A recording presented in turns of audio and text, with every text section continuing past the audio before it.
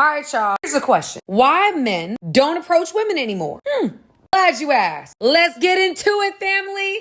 Happy Saturday, everybody. Number one, the fear of rejection. Women today, as we know, have some unrealistic standards. Some women. Unless he has a six-pack, six figure, and is 6 feet, you can't talk to him. Number two, it's not just about the fear of rejection. For some men, it's the fear of being labeled a creep or a predator because the man that's approaching you isn't your type. So because he's interested in you, he a creep? Come on now. Number three, online dating, which has made it so men don't have to get rejected in person. Number four, social media. Now you can just run up in somebody's DM. You don't have to have communication skills. I think all this technology and everything has made our communication skills terrible, y'all. Terrible. And last, we've seen how women will reject men in unnecessarily rude ways. It's okay to not be interested, to try to embarrass them. Y'all, we gotta stop. I got called creepy for walking down a hall. I wasn't even interested. A lot of guys, because I spoke out against it, and a lot of guys reached out to me that are very famous that had everything taken away from them. Everything. And I'm like, women should serve jail time when they lie, and it comes out that it is proven that they lied. Because I don't know if you know about Danny Masterson, who was on That 70s Show. Oh, he's in jail, isn't he? He got a sentence that's like worse than like murder. Wow. Because his ex-girlfriends, look, I don't know shit, but I've met him many times. He was always lovely. Never creepy, never had a bad experience. But I'm like, there's something weird to me about the fact that, and same with like the Trump case with that E. Jean Carroll, who's like a fucking hideous feminist that no one would want to fuck. It's always the ugliest. It's always, dude, it's so crazy how all my friends who are like literal supermodels somehow aren't like being shoved in the woods and raped, but somehow the ugliest women to ever exist are all perfectly. I'm like, I don't think they want it that bad. No, and that's why they have to fucking lie. We have a charge for that already. It's called perjury, but we know that most women will never be charged for lying in any way, shape, or form. Wait, Brian, did you just say that you don't like challenges? When it comes to dating, no, I don't. Okay, I think you're just self-admitting and not being an alpha, because that's what makes some relationships more exciting and for the guys to keep pursuing, because if it was safe and stable, it kind of gets boring. No. That's how girls Okay, first off, we're talking about dating. I absolutely engage in challenging things when it comes to my business, when it comes to all that. I'm not shying away from challenge. When it comes to dating, again, Proverbs 21:19, better to live in a desert than with a quarrelsome and nagging wife. I don't want my partner to be a challenge. I don't want to date a fence-sitter chick. I don't want to date a girl who's playing hard to get, because if you play hard to get, you quickly become hard to want. Why do women honestly believe that dating them should be as annoying as possible? These are 5 Karens who ruined wedding moments. Karen-in-law goes ballistic over the bride's vows. You're not going to say my son has flaws. You can leave. Perfect. No, I don't have to leave. That dress you're wearing, we paid for. You're not going to ruin my day. You are not going to say my son has flaws. Wow. Karen ruins a wedding ceremony. a real picky look. Anybody can come on me. Keep walking.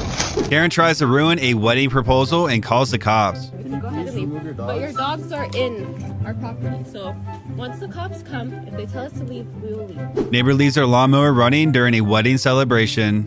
And the neighbor is just literally...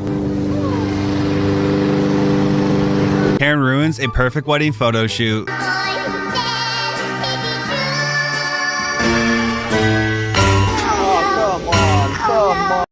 Jealousy is one hell of a disease. America is full of bitter women. So women are not forced to conform to what men want because we'll get the attention anyways. And there's evidence that suggests that 50% of women are never going to have kids or get married. And then you take the women that do get married, 50% of them will divorce. And that's by 2030, so it's not even that far away.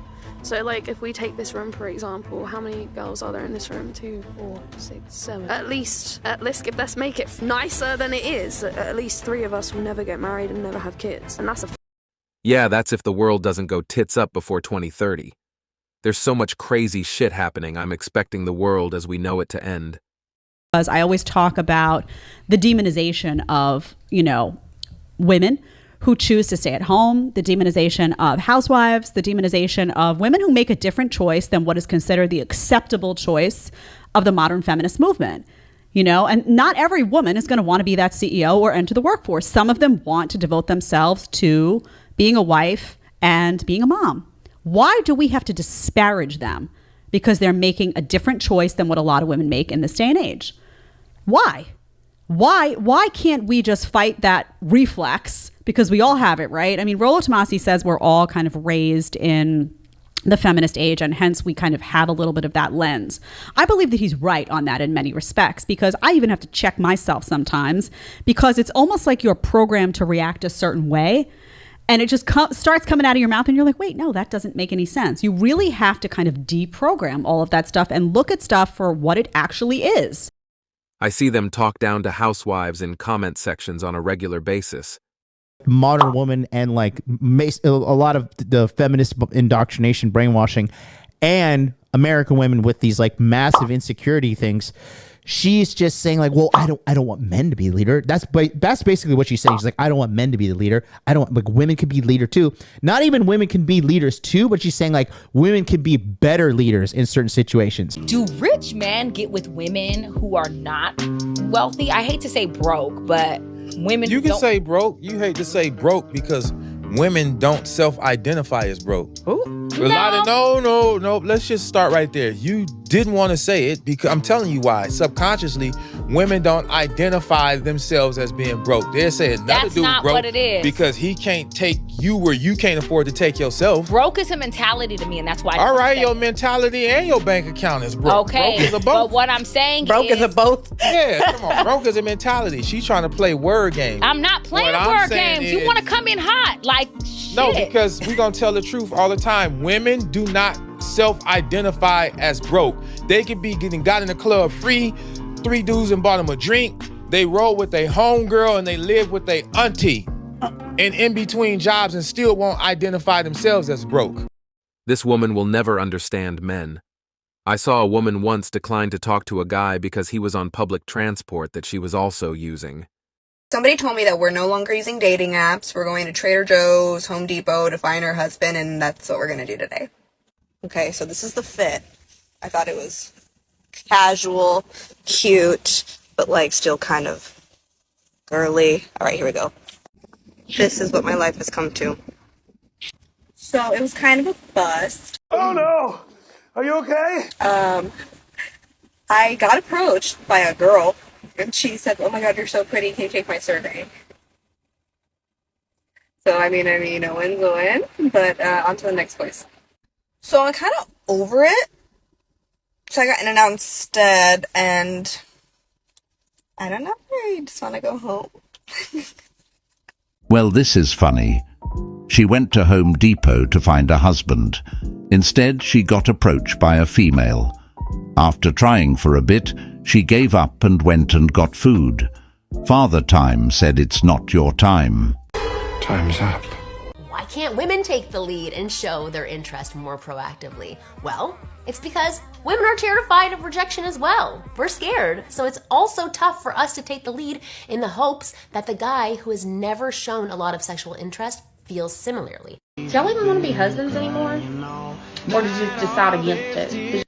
Let me try and explain what's happening. They're being friend-zoned, and they're seeing their buddies lose everything in divorce, including their kids. They don't feel like we want them anymore because we're too busy entertaining the F-boys and the douchebags. Because we've been told that exciting sex is what makes a relationship great. And our throwaway culture makes us run away from conflict. So yeah, they're giving up too. It is very, very common to dream about an ex, to think about an ex. Even if they're in a happy relationship? Yes. Hold up. Wow. If you're offended that your partner still thinks about other past lovers or potential lovers, it's going to be a long life. Relationships are a choice. I fundamentally believe that. And the idea that you're not going to be attracted to other people because you have one spouse or one mate is highly unrealistic. If women don't want blue-collar men, what in the hell do they think they're more than likely going to find at Home Depot? Pure idiocy. It's only a matter of time before they start wearing their gym clothes in Home Depot and complain about the creeps staring at them. Thanks for watching Sigma Traits. As always, we're looking forward to your support. So please hit the like button, Share this video with your friends and subscribe to the channel to stay updated with everything.